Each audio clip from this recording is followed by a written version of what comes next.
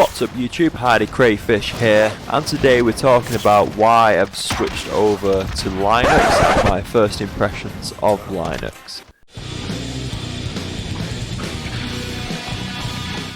Okay, so first I'll just start with explaining what was wrong with my PC. I did have Windows 10 installed on my laptop, but I just kept getting errors after errors, especially with things like the drivers. They weren't working properly. So I would try to play music through the onboard speakers and yeah, it didn't work. I tried to render videos in 1080p and yeah, you get the picture. I was looking to buy a new PC simply because I thought I had this laptop now for 4 years, this is as good as it's going to get, and I might as well cut my losses and move on to a new machine. Obviously I didn't want to admit defeat, and me being a budget gamer I wanted to use what I already had, so I quickly researched alternative operating systems and quickly came across Linux. This is Linux Mint 20 I'm currently using, and it turns out Steam is now available natively in the software manager. If you don't know what the software manager is, it's pretty much almost an application that sits on your desktop and toolbar. You simply click it and you can search any piece of software you want, even name brand softwares, and it will throw up Linux's either version or port or different kind of software that does a similar thing. It's sometimes a bit hit and miss, but from my brief experience with it, it's quite intuitive and you can usually find what you're looking for. And of course, when you install Steam, there is free-to-play games that come natively with Steam, but not all of them are going to run straight off the bat on a Linux machine. You'd be happy to know that CSGO runs natively on Linux with no tinkering or messing around. You simply install Steam and then install CSGO, and it works just as it would with a Windows PC. I've not noticed any differences. It runs even better, I think, frame rate wise. Now you could say Linux doesn't run games very well, and that is slightly true, but it is getting better.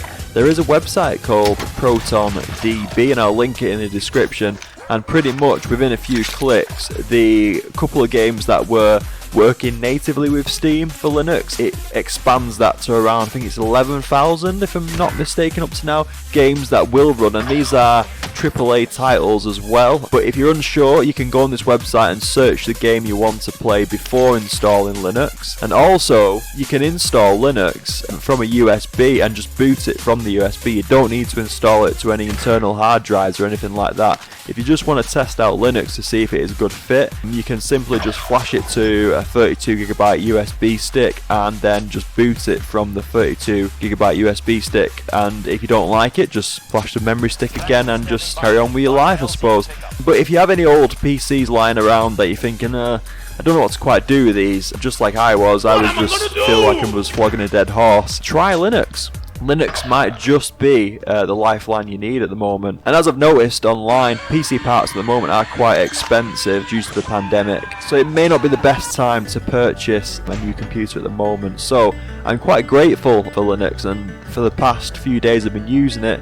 It has been quite the experience and opened my eyes to a new world of potential. And if you're watching this video, it has been edited on free software. I have ditched Sony Vegas and I've moved on to Linux's free video editing software. And if you would like to know more about the software that is available, please leave a comment below and I'll be happy to give you a few suggestions or alternatives. So yeah, that is my story, and my first impression of Linux is absolutely excellent. I am really impressed with the operating system, and especially because everything is free, and there is even native games that are open source games for Linux. So I'll be excited to review some of these for you, and as you can see, CSGO is running fine, video editing is fine, so yeah, the future's bright for Linux. So if you enjoyed today's video guys, thanks for watching. Please consider subscribing, because I'll be doing more budget gaming friendly videos in the future, and maybe showing you even more hints and tips on Linux as I learn myself, so you can kind of learn along with me.